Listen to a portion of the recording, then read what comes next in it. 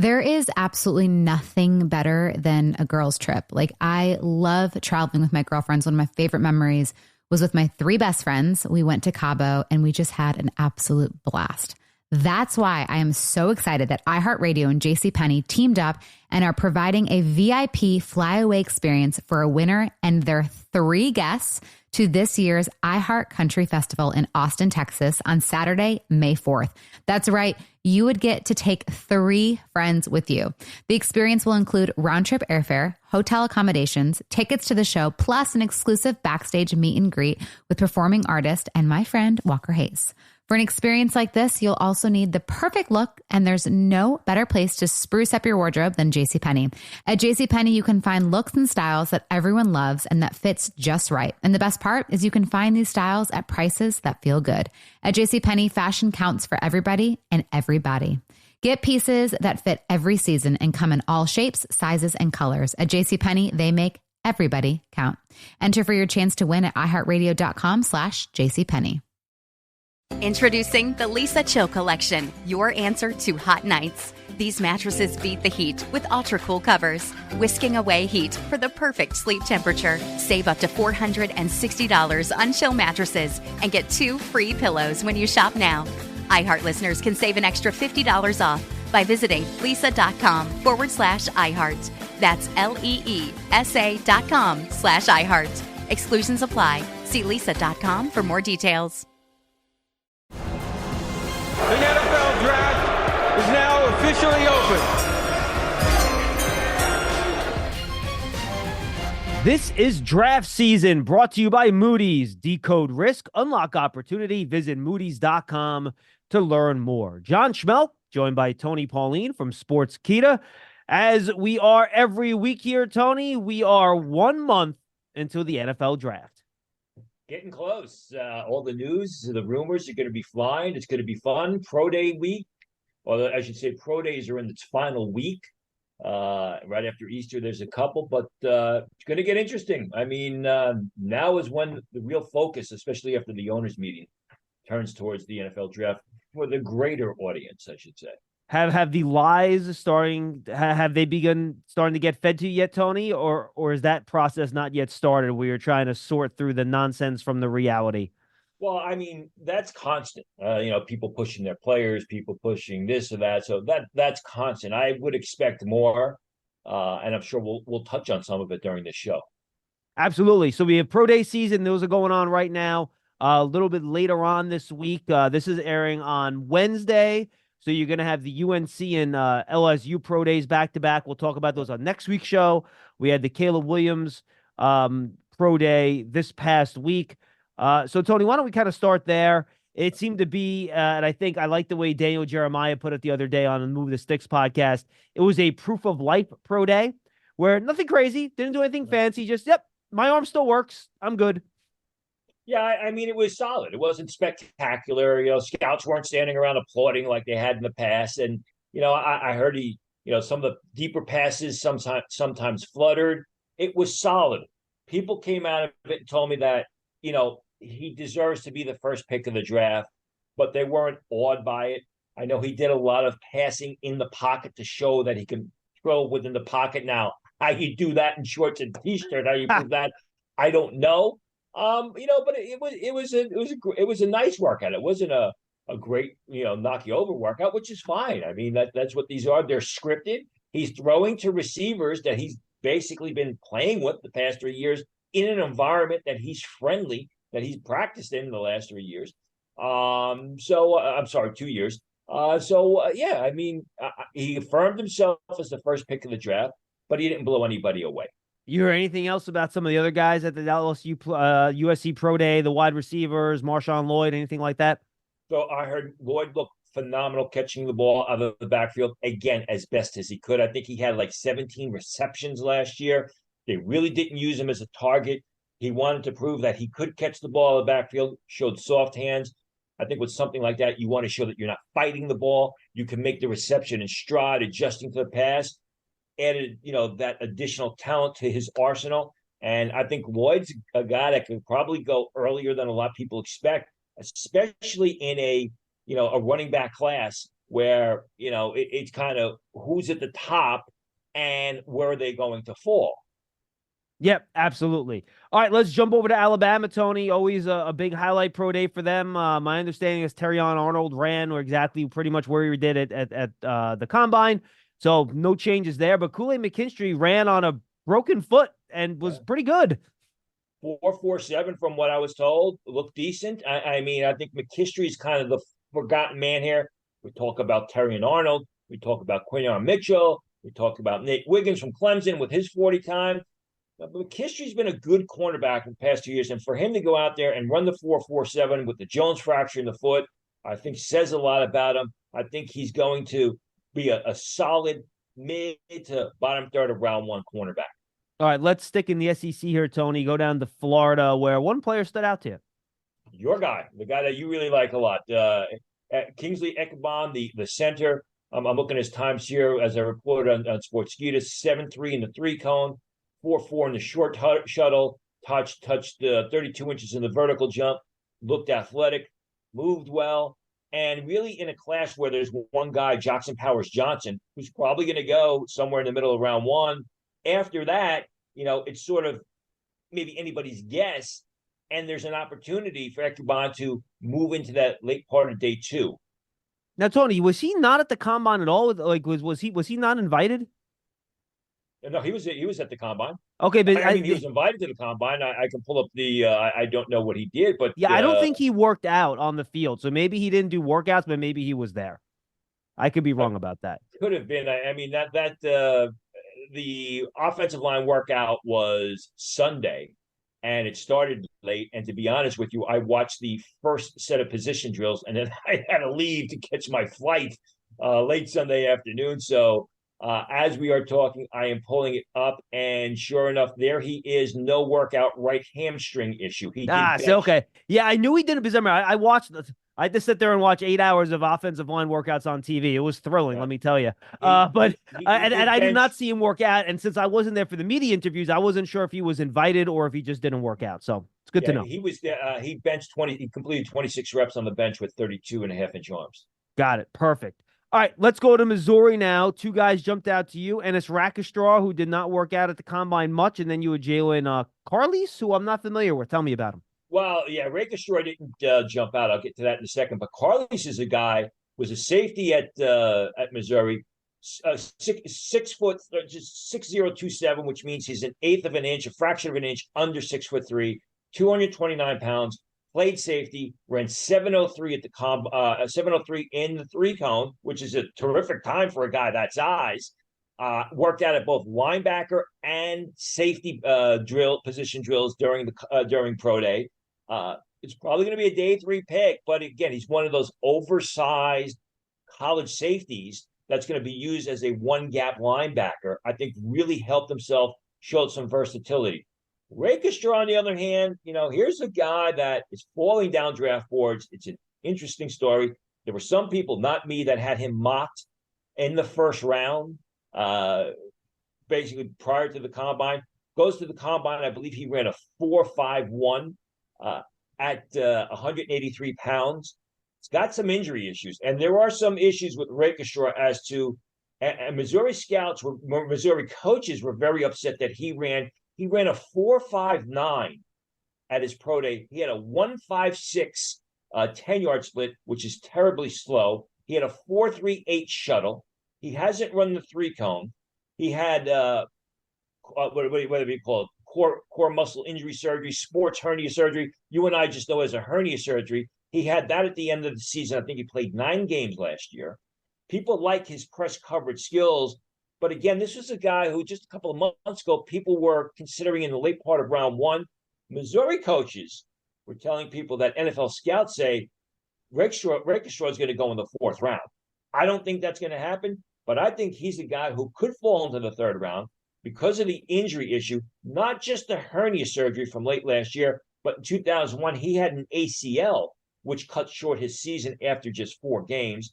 Not the biggest guy in the world. I mean, if you're going to run in the 4.5, you usually want your cornerbacks to be 6 foot, 6'1", 205 pounds. He's not that big. Very good in press coverage, but a lot of concerns about Rakestraw as we move towards the draft. Yeah, I wonder with that speed if he ends up getting put into the slot rather than being an outside guy too at that size. We'll have to And the see how they size.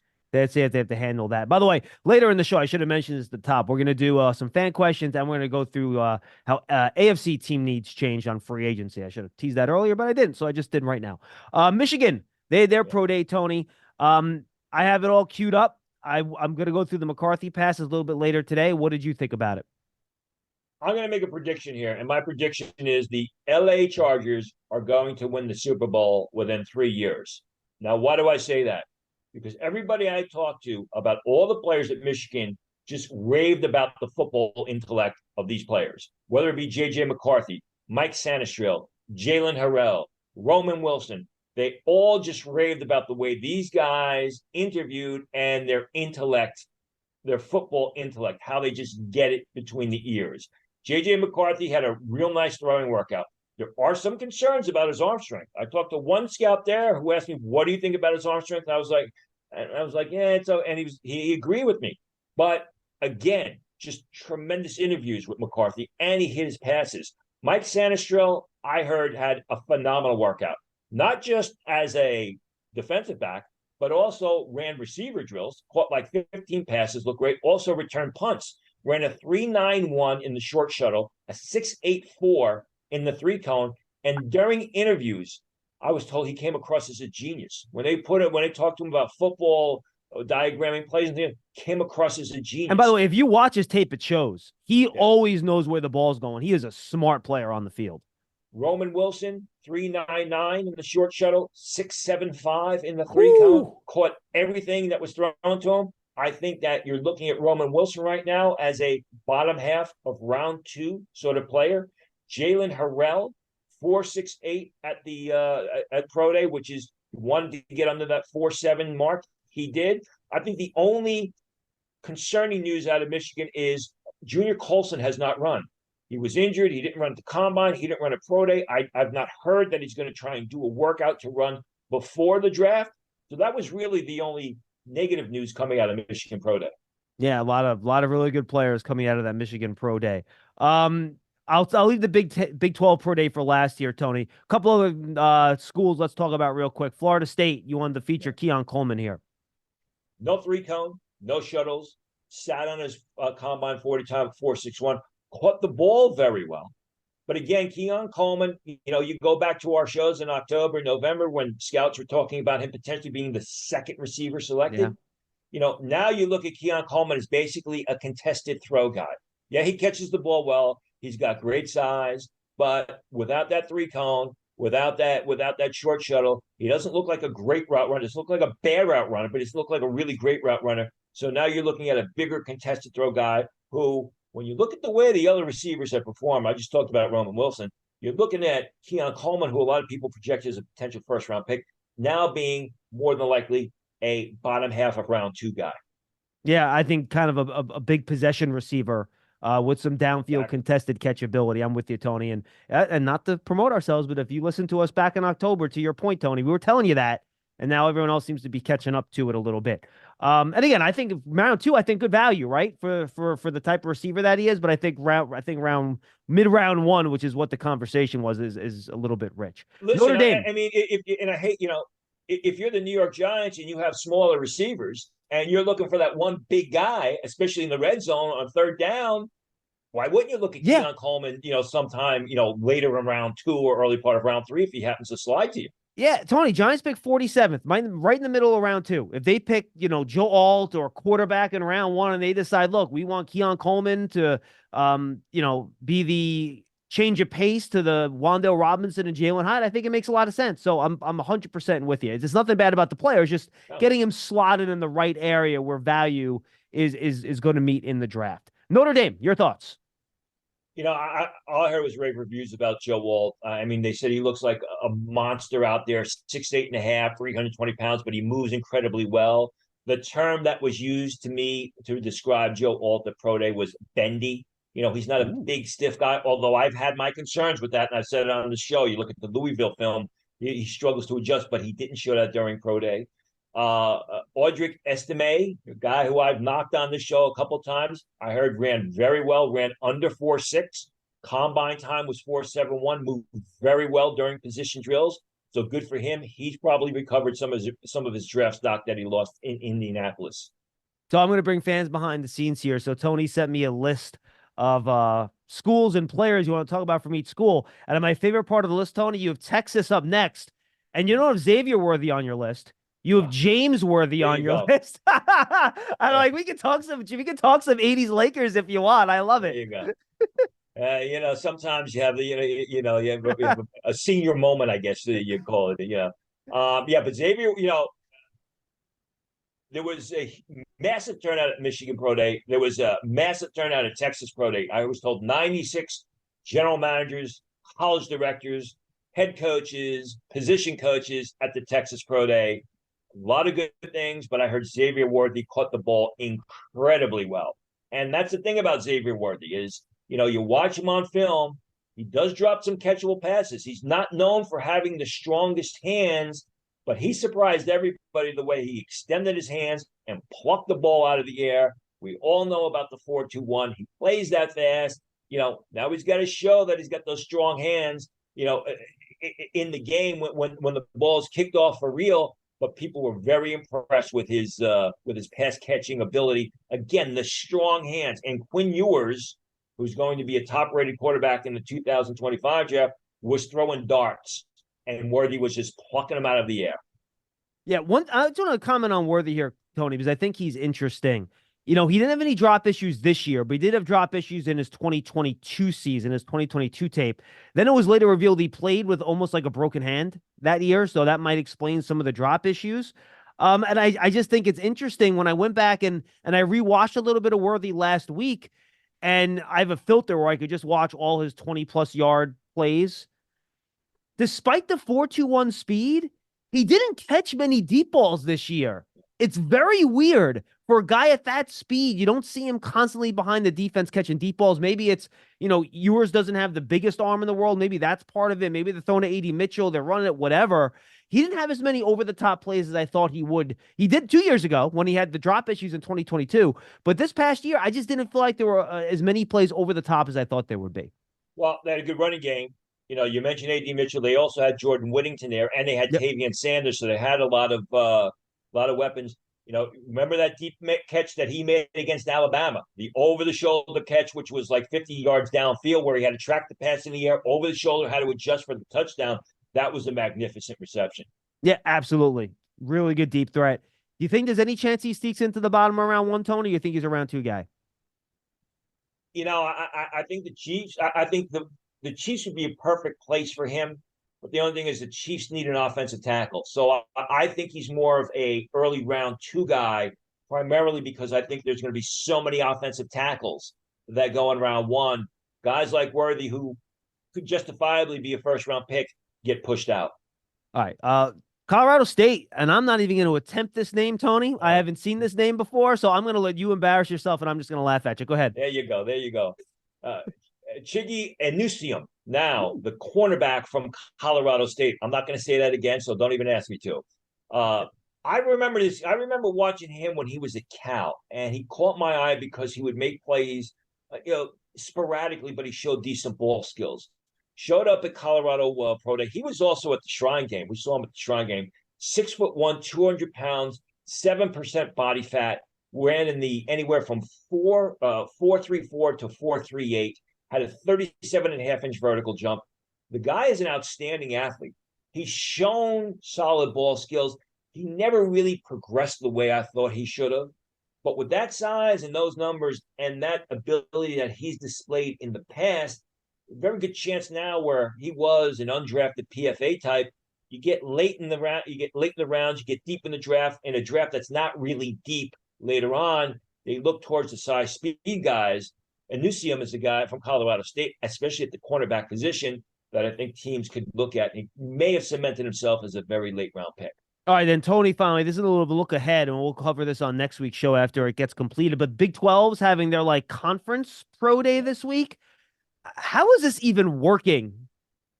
It's not. I mean, it's not as of right now. It hasn't even started, and there's a lot of complaints. I have the schedule here, and I think they're basically running it like a mini combine, and it's Wednesday, Thursday, Friday, and Saturday where they're running it in position groups. And it's basically like the combine. They'll do the testing, they'll do the position drills, they'll have time for interviews, and it's at the Ford Center. It's at the Jerry Jones, the Dallas Cowboys facility in Frisco, Texas, where we were at for the Shrine Bowl. And Big 12 teams were not allowed to have their own individual pro days because they're going to have this group Big 12 pro day. And people were saying, oh, this is the shape, this is the wave of the future. This is the way it's going to go. You're not going to have these individual pro days. It hasn't even started, and there have been problems. Scouts don't like it because they don't feel they're going to have enough one-on-one time with the players. It's going to be too controlled the way the combine is. And they don't like that. They like to have the more casual meetings, sit downs, dinners with the players. That's not going to be allowed. They're not going to have that at the Big 12 Pro Day. The schools, the colleges are already complaining because the colleges have said it's actually cheaper for us, University of Cincinnati, to have our own pro day rather than send 3 or 4 guys out to Dallas, pay for their travel, pay for their housing, pay for their food and everything. We'd rather have our own pro day. And the sad thing is or the ironic thing is the last group goes through Saturday night, and they're going to fly them home on Easter Sunday morning. So if any of these guys celebrate the Easter holiday, they're going to miss out. So it hasn't started. We'll have to wait and see. There's a huge list of players because remember, these are not just combine players. This is any draft eligible player. A lot of guys wants to participate, that wants to work out. And sometimes it's a little, if you've ever been to these pro day workouts, sometimes you get guys there who work out who really shouldn't be on the field, but they're given the opportunity. So you get massive amounts of guys who are going to work out, combine guys, non-combine guys, guys that, maybe coaching high school football. God bless them for, basically giving the old college try, but they really shouldn't be on the field. And we'll have to wait and see. People, when this was announced, thought this is going to be the wave of the future. The feedback I'm getting right now before it's even started is no way. What's up? I'm John Wall. And I'm CJ Toledano, and we're starting a new podcast presented by DraftKings called Point Game.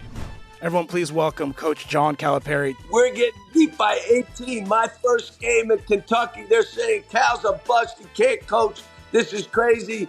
John Wall runs down the floor and makes a buzzer beater. Yep. You remember that, John? That's my first game winner I ever made. Remember you said you never seen me do that. Ladies and gentlemen, DeMarcus Boogie Cousins. I called Book. I'm like, yo, bro, I'm about to commit to Duke. And I hung up on him. Bro, I'm talking about, do you want to tell me how many times he called me all type of names? Bro, you really sold me out. You doing this. Bro, I was sick. I remember that like yesterday, man. Love you, John Wall. Thanks, Coach. Love you, too. You made me everything I am today. Nah, you made me. You made me. I love it. Check out Point Game with John Wall and CJ Toledano on the iHeartRadio app, DraftKings YouTube, or wherever you get your podcasts. It wasn't even supposed to be That's my game, bro. Draft season is brought to you by Moody's. Decode risk, unlock opportunity. All right, Tony, let's get into our AFC team needs here as affected by what happened in free agency. Obviously, a lot of moves. If you want to know about the NFC team needs and ideal picks, basically, we'll kind of pick an ideal pick for each one of these teams with their first pick in the draft. Go to last week's show where we covered the entire NFC. All right, Tony, let's go start the AFC East. We'll kind of just go division by division here. I put it in order of which the divisions finished last week in terms of standings. So the Buffalo Bills, boy, they just lost a lot of players, Tony. They had a lot of salary cap issues. They were something like $30 or $40 million over. So they had to find a lot of money. So they let go of Gabe Davis, Leonard Floyd, Jordan Poyer, Mitch Morse, Tre'Davious White, Cam Lewis, Sharon Neal, Mike Edwards. And then you go to the Buffalo Bills. They only added Mitch Trubisky, Nicholas Morrow, and Curtis Samuel. So you take a look at this group, Tony, and I looked at their roster and their depth chart. I think cornerback is a pretty big need for them. Wide receivers a need. And then they're always trying to shore up the trenches up there in Buffalo. So I think defensive line and offensive line are also areas where they could address. Yeah, you guys, if Ryan Thomas Jr. happens to fall to them, I think that's a perfect pick.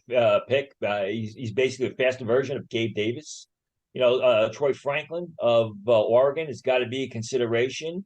You're looking at cornerback, maybe DeJean Cooper, if they believe he is worth that pick. Cooper DeJean. Cooper DeJean, I'm sorry. I think that would also be a consideration. I think your man Kool-Aid too at 28, Tony. If he's the only corner left, I could see him being a good fit there too. If he's there, I absolutely. All right, let's go to Miami Dolphins here. A lot of additions and subtractions for them. They were also managing some salary cap issues. They lost their starting guard, Robert Hunt, starting defensive tackle, Christian Wilkins, Brandon Jones, one of their edge players, Andrew Van Ginkel, Jerome Baker, Emmanuel Ogba, and Xavier Howard. A long list of guys that they lost, especially off that defense. And then they added Shaq Barrett, Jordan Poyer, Jonnu Smith, Anthony Walker, linebacker Jordan Brooks, cornerback Kendall Fuller, and center Aaron Brewer. Tony, I think this is interior offensive line spot that you want to focus on here for the Dolphins. For me, I can see them also adding at the tight end and defensive line spots, but they picked 21st in the first round. The Bills were at 28, by the way. I think this could be a Jackson Powers Johnson. I think Graham Barton might be a little bit of a better fit, though, based on how they play in terms of a lot of their run style with Mike McDaniel. Either of those players. I mean, we'll talk about the Pittsburgh Steelers, which may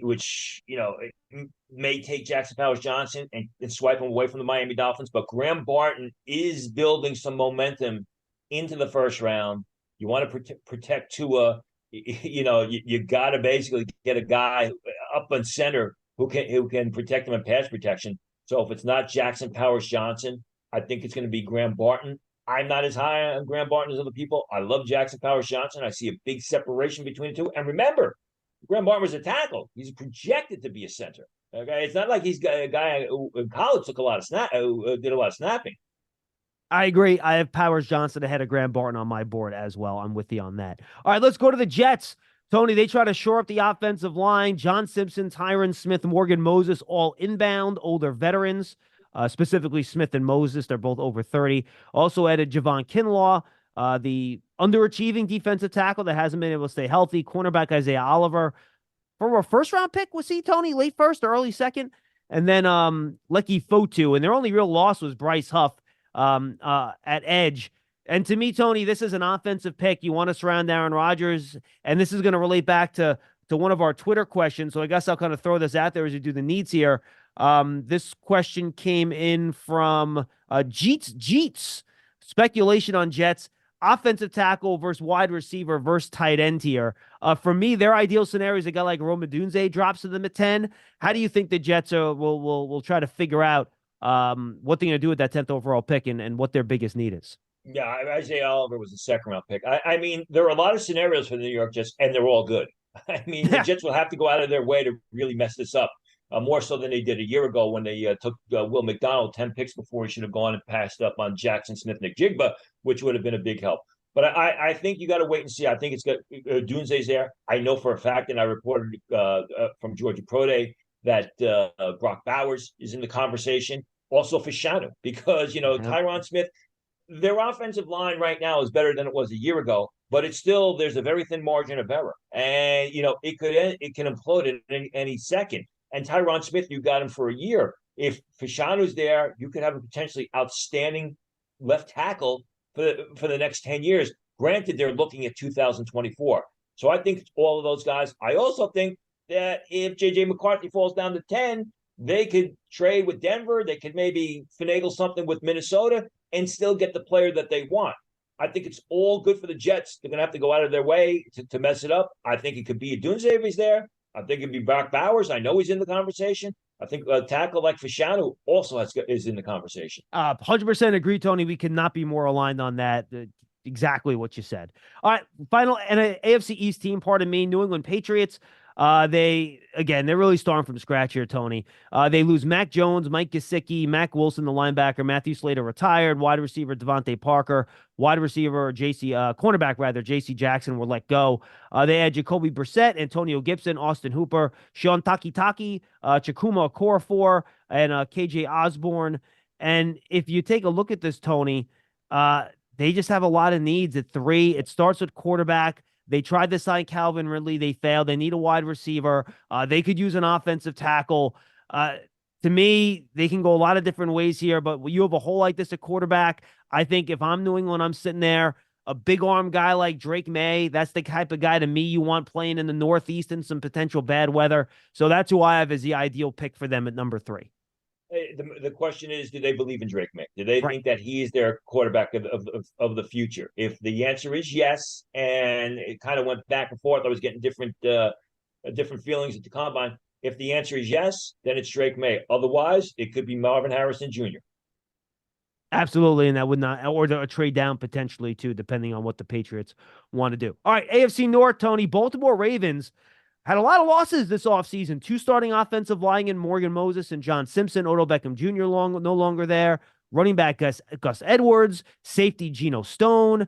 Edge rusher Tyus Bowser. Linebacker Patrick Queen. And their only big addition was running back Derrick Henry. So I think you're looking at a big offensive line here need from you, Tony. And I have Tyler Guyton here as potential best player available, pick number 30. He played right tackle in college. You can kind of slide him right in there on the other side of Ronnie Stanley, who obviously is still a good left tackle when he's healthy. So that's kind of how I look at the Ravens right now. Yeah, I would agree. I know that they like Jordan Morgan, and they feel that Jordan Morgan can be a right tackle. I have my questions about that. I think Jordan Morgan is more of your left tackle, even a guard prospect. But I know that they like Jordan Morgan. I think the other guy, because they like to draft defense, I think Darius Robinson of Missouri. This is a place where he could end up in the first round. He's a great system fit for them, a guy with a lot of upside. But I think it's going to be on the lines of scrimmage. Yeah, very Ravens type of player. I'm with you. And they can always use their second round pick on a wide receiver. Somebody would be there if they want to pick that player in the second round. You know, Baltimore, Tony, someone always drops to them that shouldn't, and they'll end up with a great player no matter where they end up picking. That's just how it works for Baltimore. Let's go to Cleveland, Tony. Only a couple losses. Sean Takitaki, Anthony Walker, Mike Ford. They had Jerry Jeudy, Jameis Winston, Donta Foreman, Jordan Hicks, Quentin Jefferson, Devin Bush, Mo Hurst. And I got to be honest, Tony, look, they don't have a first pick this year, still from that Deshaun Watson trade, the gift that keeps on giving. So they don't pick again until 45 in this draft. And their roster is complete. I mean, it's really impressive. It's a good roster. So I just have best player available here. I think the Browns are in a situation, Tony, whatever the best player is at 45, you pick them. I don't see a serious need when I look at their depth chart. And they got an outstanding coach who did a great job last year when everything was was falling apart. I think that I would agree with you. I think they wouldn't mind another playmaker there, whether it be a receiver, a guy like Jalen McMillan, whether it be sort of that situational sort of back, a guy that can catch the ball out of the backfield in the second or third round. I think it's going to be an offensive pick. But you're right. I mean, it's heading in the right direction, and they showed last year they were able to do it or get some mileage, even though Deshaun Watson wasn't healthy for the full year. All right, let's jump over to the Pittsburgh Steelers. A couple quarterbacks added to the roster, Russell Wilson and Justin Fields. They also have linebacker Patrick Queens, poaching him from the Ravens.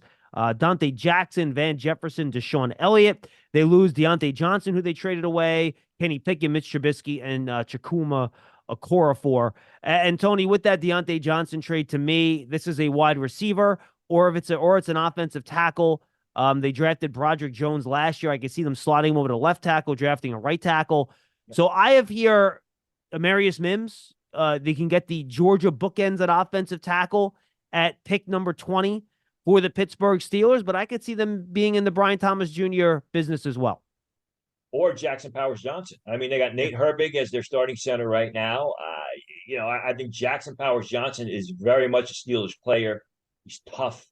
He's nasty. It's a good one. He's also smart. The block on the second level. I think it's going to be an offensive lineman, but I'm going to lean towards Jackson Powers Johnson right here. Okay, very good. And I'll throw J.C. Latham out there, too. If they're looking for a right tackle, he could be there at pick 20. Could be a good pick for them as well. Very Steelers type of player. All right, let's go to the Cincinnati Bengals. They have a couple big additions. Geno Stone, Zach Moss, Mike Gesicki, Trent Brown, Von Bell, Sheldon Rankins, Cody Ford. They lose Joe Mixon, Chidobe Awuzie, the corner, and offensive tackle, Jonah Williams. He was obviously, a guy that was lost a little earlier in the process. To me, Tony, I think they need a right tackle. I think they could use a cornerback here. I have J.C. Latham down as a guy that I think kind of fits at 18 that, can play right tackle. You can plug him right in there to try to protect Joe Burrow a little bit.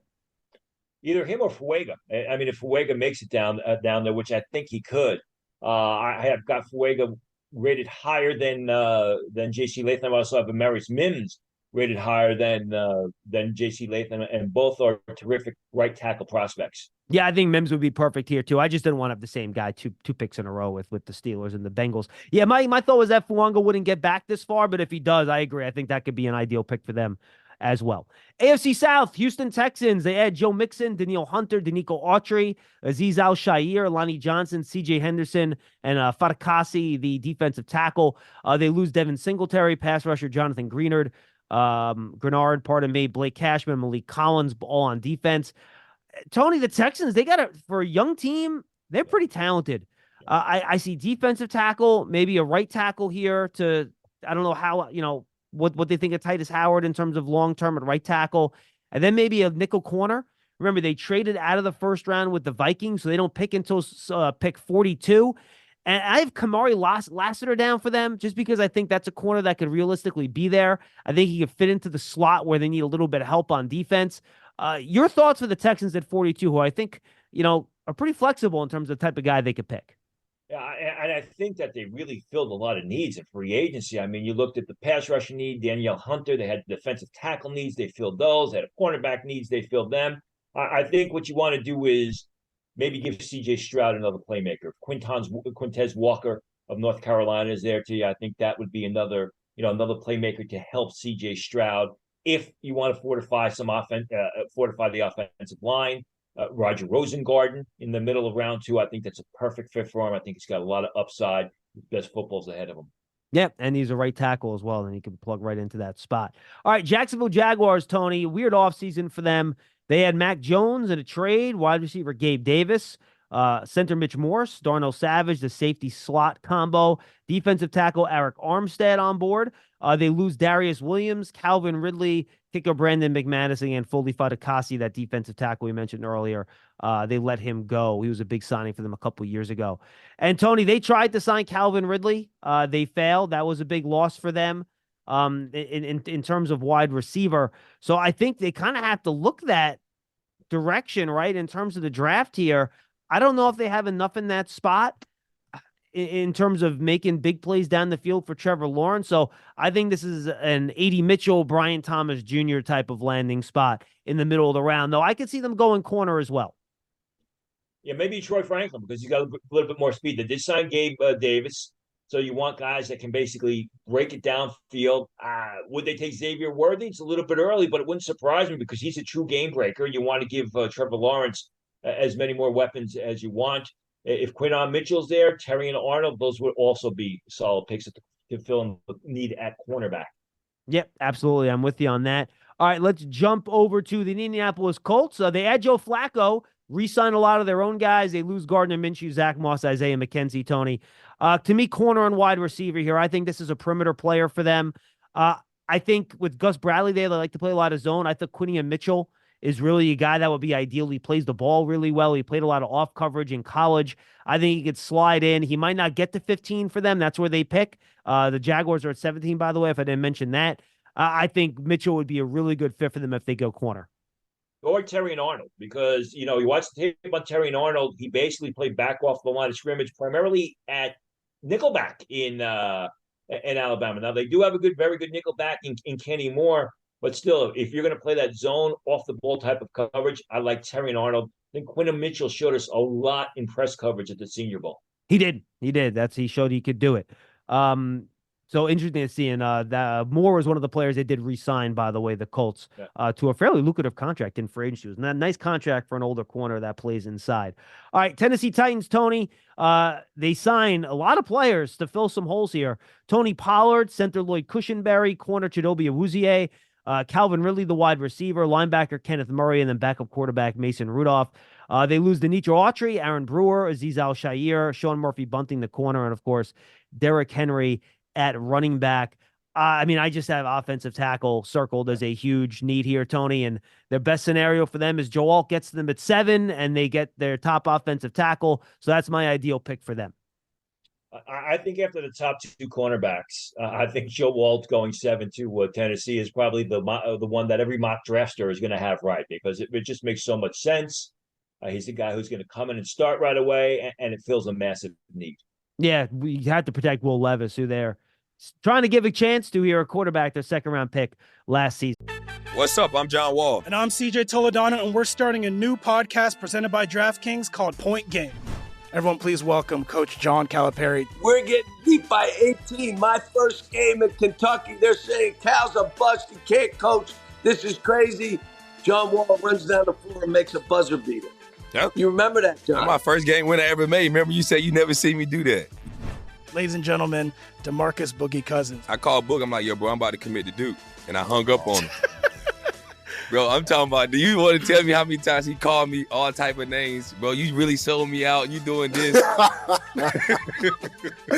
Bro, I was sick. I remember that like yesterday, man. Love you, John Wall. Thanks, Coach. Love you too. You made me everything I am today. Nah, you made me. You made me. I love it. Check out Point Game with John Wall and CJ Toledano on the iHeartRadio app, DraftKings YouTube, or wherever you get your podcasts. It wasn't even supposed to be That's my game, bro. All right, final division here, AFC West, Tony. We've gotten through these pretty quickly. I think we've done a pretty good job here. Chiefs, they've added Marquise Brown, Irv Smith Jr., good teams, not very loud in free agency to be understood. They re-signed Chris Jones. They have to trade L'Jarius Sneed away, get just a third-round pick back for him. I thought they'd get a better return for him than that, to be honest with you, Tone. They also lose linebacker Willie Gay and offensive lineman Nick Allegretti. To me, this is either offensive tackle or corner. Offensive tackle or wide receiver, Tony, pardon me. They could also do a cornerback here because of the loss of L'Jarius Sneed. So I think they're fortunate in that their three big knees, Tony, go back to three of the better positions in this draft. So I think the Chiefs are in a good spot here to just pick at 32 and pick whichever best player is at those three positions. But I wrote A.D. Mitchell down here just because I think a sweet spot for wide receivers is at the end of the first round. You know, they brought in Marquise Brown as a speed guy. They have Rashee Rice, who's to me is more of a Z than an X, but A.D. Mitchell can be that number one X wide receiver that I think would really fill out that wide receiver core well. I'm going to go with Jordan Morgan if he's there because I'm just not going to rely on Wayne Morris, who was a third-round pick last year, who's a solid player just to protect the blind side. And I even think there's going to be some bumps in the road with Jordan Morgan. But I think Jordan Morgan's upside, the athleticism, the size, he's an outstanding pass protector, and he's a mobile offensive lineman, a good system fit. I agree with you about the receiver need, but, you know, you better be able to protect your franchise in Patrick Mahomes. No, I'm with you, Tony. I just wonder if he's going to make it to him. You know, I just wonder about these offensive tackles and how quickly they're going to go. So I'm with you. If they pick an offensive tackle there, I think it'd be a fantastic pick. I'm with you. Las Vegas Raiders, Tony. They add Christian Wilkins, a defensive tackle, Harrison Bryant at tight end, Gardner Minshew, a quarterback. Not starter level money, but high-end backup competition for starter money. They lose Josh Jacobs, Jermaine Illuminor, and Amik Robinson, the cornerback. And it's funny, when we talked about the Browns, we talked about how they have a very complete roster. Boy, the Raiders, they have a lot of holes to fill, Tony. You look at this roster, I have needs quarterback, offensive line, cornerback, slot wide receiver, running back. There's just so many needs here, but quarterback's the biggest one. And I just think Jaden Daniels, given his relationship with Antonio Pierce, he feels like a Raiders quarterback to me. If they could figure out a way to trade up from 13 to get him, that would be the ideal pick for me. Otherwise, the Raiders, I think, just pick the best player at the most important position. If they stick and pick at 13, offensive tackle maybe, and you really can't go wrong. I'd be shocked if there's any chance for them to move up to get one of the quarterbacks, especially Jaden Daniels. I'd be shocked. You know, me too. Maybe Fuega, who I mentioned earlier with the Bengals, or maybe Maris Mims. I think this is a little bit early for Tyler Guyton. You could see the first cornerback come off here, and Quentin Mitchell. He's very much a Raiders type of player, but I think it'll be offensive tackle or cornerback. Yeah, I agree. And those are two premium spots that'll be loaded at those positions when they pick at 13 if they can't figure out a way to go get that quarterback. Speaking of going to get a quarterback, Denver Broncos, Tony, they add Brandon Jones and Malcolm Roach. Yes, that's as short of a list as it seems. They lose Russell Wilson by choice. Justin Simmons, who still hasn't signed anybody yet, by the way, the all-pro caliber safety. Center Lloyd Cushenberry. They trade away Jerry Jeudy, the wide receiver. They lose linebacker Josie Jewell. They have needed quarterback, cornerback, edge rusher, some pretty premium positions. And again, to me, this is a team that's going to try really hard. And Sean Payton, basically said as much at the owner meetings, brutally honest. So yeah, there's a really good chance we're going to try to pick a quarterback here. So I think if they could figure out a way to get, the Drake May or JJ McCarthy, that would be great. And if they go quarterback later, I think Bo Nix kind of fits that Sean Payton quarterback mold that he kind of has had before in a Drew Brees type. Forget about what he said at the owners' meetings. I reported from the Shrine Bowl that he was desperate to move up and get one of the top quarterbacks. And I reported from the Combine that he loves J.J. McCarthy. The only problem is he's got the Minnesota Vikings ahead of him. The Minnesota Vikings have 2 first-round picks, so the Minnesota Vikings have more ammunition to move up if need be and get that 4th quarterback. I would agree with you. I think the quarterback that he loves, or I was told and reported, the quarterback that Sean Payton loves at the Combine is J.J. McCarthy. Who else could it be?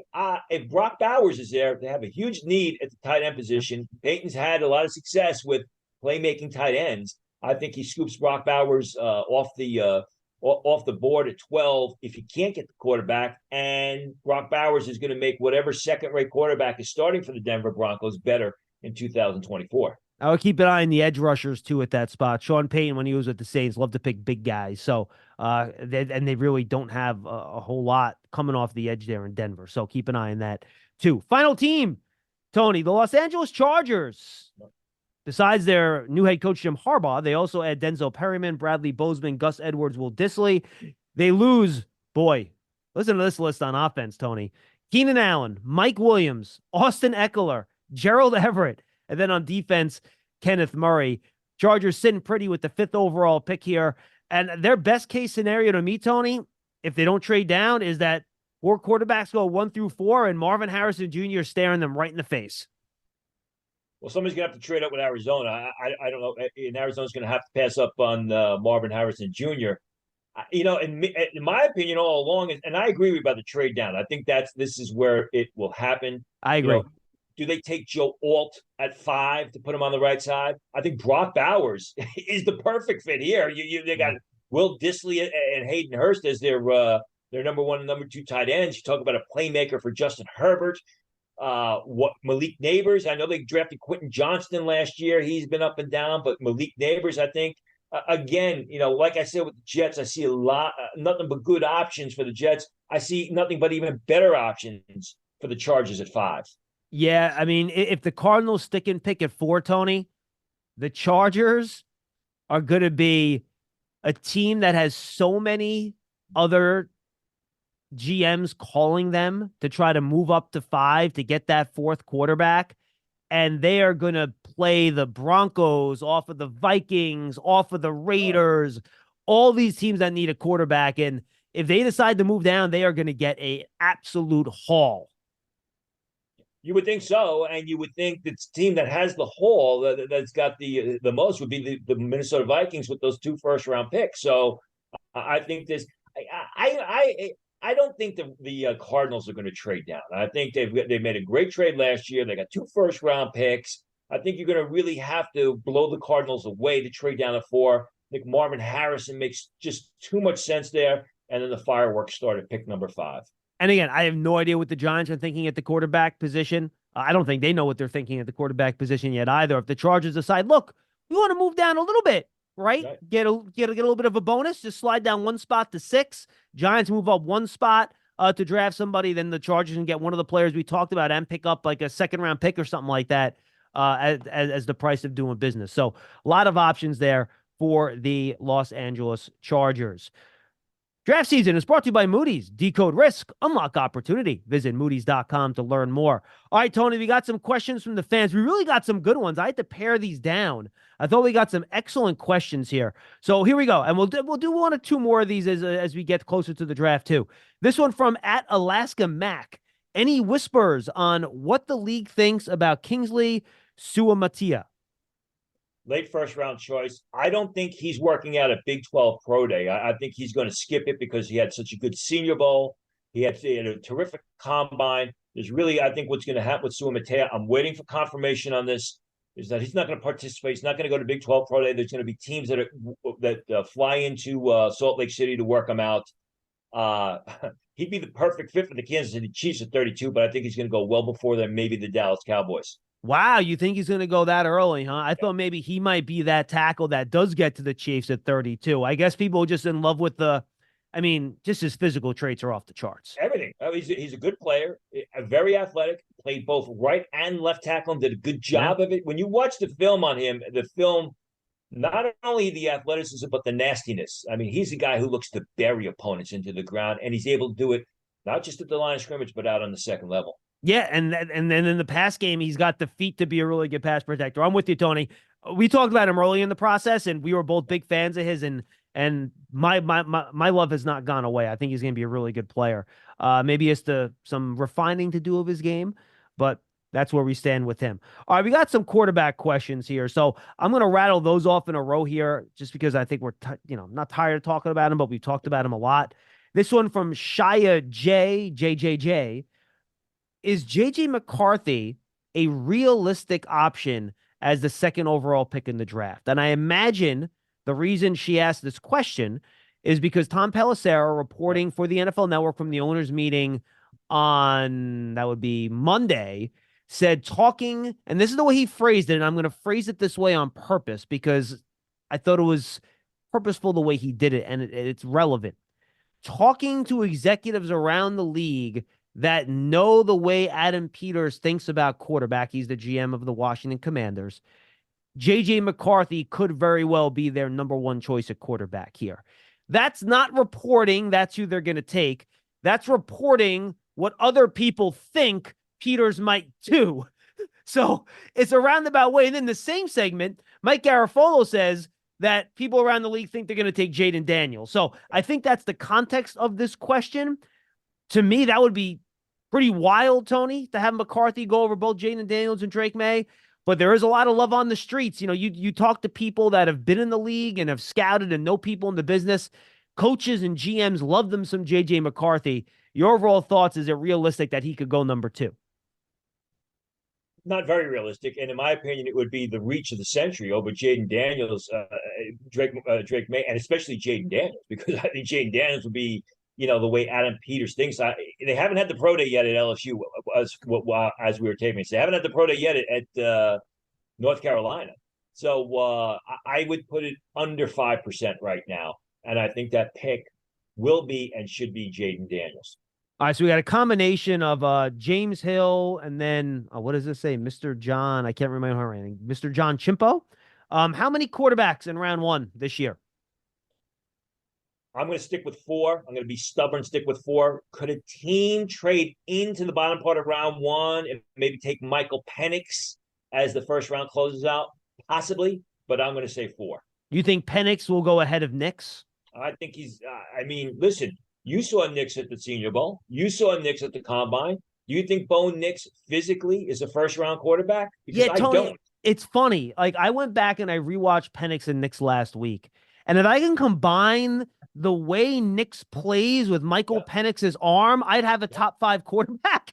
No doubt about it. No doubt about it. I mean, Bo Nix, he gets it between the ears. He's just Bo Nix mentally and intellectually is a lot like J.J. McCarthy on the field. There's no doubt about it, okay? He doesn't have that same moxie, but, he sees what's going on.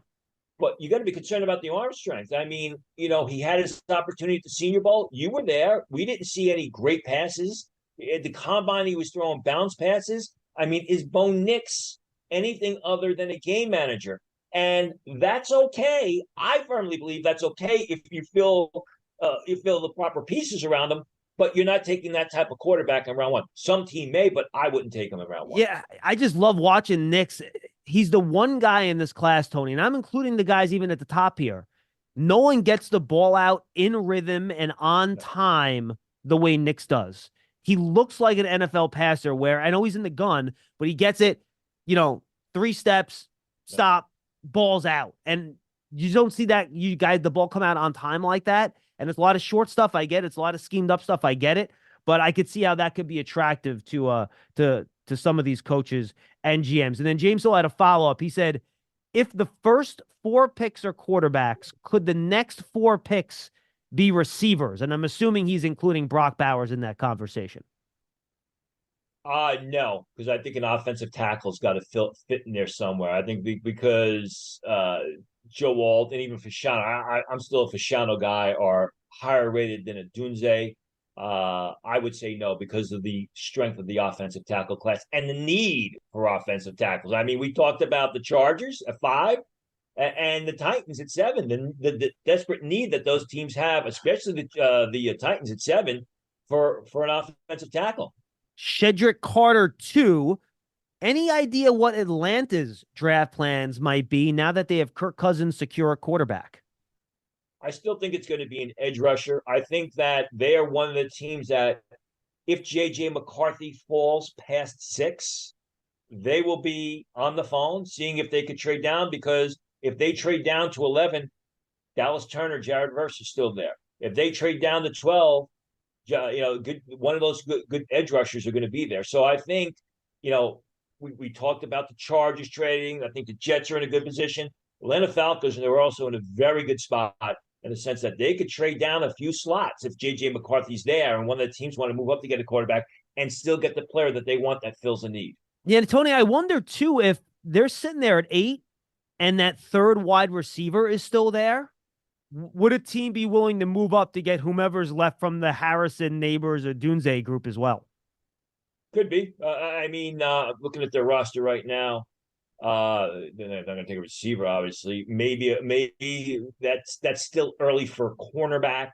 Again, they're going to be in a good spot. I would be shocked. I think there's less of a chance a team moves up for a receiver, but I think they're being a real good spot. Team moves up for like a J.J. McCarthy. Agreed. I'm with you.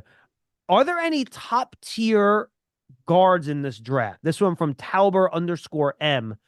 And it's funny. I'm assuming he's going to say like top tier, he means guys with first round grades.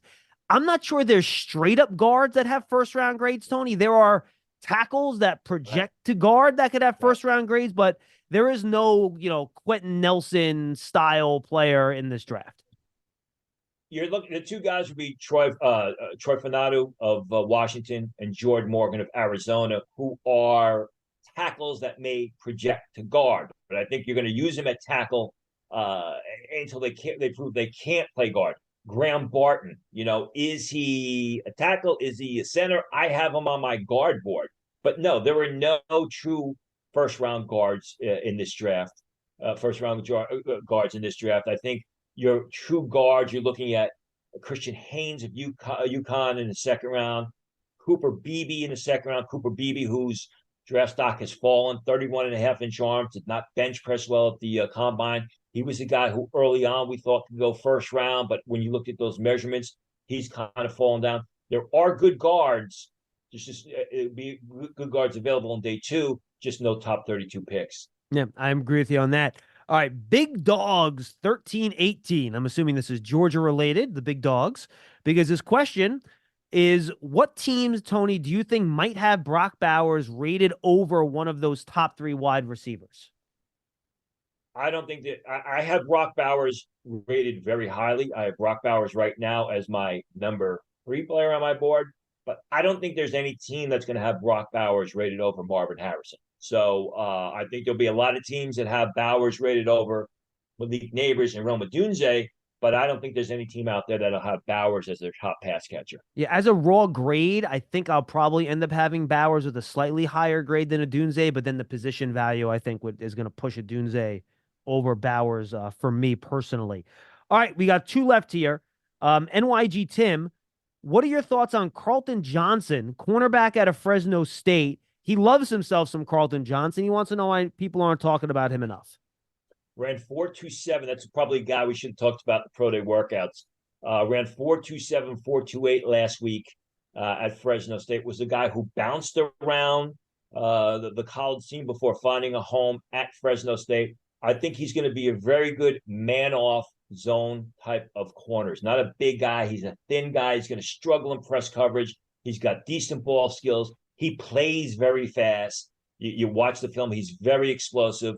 Covers receivers well on crossing patterns. I think he's a day 3 pick that is really going to have to get a little bit bigger and stronger, but you're going to use him as a zone backed off the line of scrimmage type scheme. All right, final question. And guys, great job with the questions. I thought we got some really interesting stuff where we haven't really focused on a ton. So I think there's some really good stuff here. Really appreciate you guys chiming in. Last question. Lord Luckin, favorite group of 5 prospect not named Quinion Mitchell? I'm going to go Christian Haynes of UConn, who I think is one of the best guards in this year's draft. Solid Senior Bowl, outstanding combine, good film at UConn for the past couple of years. For the past 3 years, I've watched them. I think he's an early second-round pick. And then the guy after that also comes from the MAC, like Quinion Mitchell. It would be Marshawn Nealon. Oh, that was going to be my guy. I'm with you. Of Western Michigan, who I think is a third-round pick, has had a good postseason, had a terrific pro day, good edge rusher, can stand him up over tackle, can have him come out of a three-point stance. I think those 2 guys will be day 2 picks coming from schools other than the group of 5. Yeah, look, Marshawn Nealon's a guy that is big. He kind of played a little defensive tackle at the Senior Bowl too, a little, passing situation, 3 technique stuff. He's long. He tested really well. So I'm with you. I think a team will certainly pick him. I think he might even get in the round 2, Tony. We'll have to see where he gets picked. But I think, him and Haynes will both be in that same area when it comes to when they're going to be picked. All right, Tony, before we say goodbye, any closing remarks or thoughts? No, I mean, the funds, all this stuff is going to get thrown around, like you just mentioned, the Pelissero, and people now believing that J.J. McCarthy is going to could go second. Next week will be a big conversation about Pro Day week. LSU, with Jaden Daniels, and North Carolina with Drake May. The Washington Pro Day is later this week, the Washington State Pro Day, so it's going to Pro Day schedule ends off with a bang. Absolutely. And I believe I'm double checking our schedule next week right now, Tony. I believe we decided next week is going to be our mock draft, correct? Is that going to be our early April mock? You are the boss. So if you say so, yeah. I mean, I got the schedule somewhere. Yes, I have it right here. I got it up. I'm going to go with that. April 2nd, mock draft. So this is going to be our schedule the rest of the way, folks. We're going to do a mock draft next week. We're also going to update all the Pro Day stuff. So we'll do both of those next week. Then we have our latest news and Pro Day updates and stuff. We'll have our updated top 10s on offense with some fan questions. The next week, we'll have our updated top 10s on defense with some fan questions. And we talked about the guys at the top so much. We'll try to focus in on some of the guys in the back half of those top 10s, just so we give, talk about some different guys that maybe we haven't done a ton of over the last few months. And then we're going to have, I think the plan is to do 2 shows the week of the draft. We're going to have Tony's latest rumors shows, first round players, and I'll ask Tony the big questions of the draft. I did this show last year. I think that was a lot of fun. And then on the Wednesday before the draft, we'll do Tony's final mock, and I will let him make all the picks, and then I will pick them apart as he goes and tell him why he's going to be wrong. And then we'll both be wrong. It'll be a lot of fun. For Tony Pauline, I'm John Schmeelk. Tony Pauline, of course, check out all his work over at Sportskeeda. And don't forget, draft season was brought to you by Moody's. Decode risk, unlock opportunity. Visit Moody's.com to learn more. If you enjoyed the show, go subscribe to it on your favorite podcast platform. Go to Giants.com/podcast or the Giants mobile app where you can find our other podcasts if you're a Giants fan like Big Blue Kickoff Live and the Giants Huddle. Thanks for being with us. We'll see you next time on draft season. I am so excited to tell you about this incredible experience that iHeart and JCPenney are providing. They're giving a VIP flyaway experience for a winner and their 3 guests to this year's iHeart Country Festival in Austin, Texas on Saturday, May 4th. The experience will include round-trip airfare, hotel accommodations, tickets to the show, plus an exclusive backstage meet and greet with performing artist and my friend Walker Hayes. I just did an event actually with Walker a couple of weeks ago, and he is one of the most engaging performers. I love how vulnerable and how much fun he is. You guys will love him. You're going to be dancing the entire night and day. Of course, you'll probably want that perfect outfit to complete the night, and that's where JCPenney comes in. At JCPenney, everybody can find something to wear that fits just right, makes them feel incredible, and at prices that feel good to you. Enter for your chance to win at iHeartRadio.com/JCPenney. Introducing the Lisa Chill Collection, your answer to hot nights. These mattresses beat the heat with ultra-cool covers, whisking away heat for the perfect sleep temperature. Save up to $460 on Chill mattresses and get 2 free pillows when you shop now.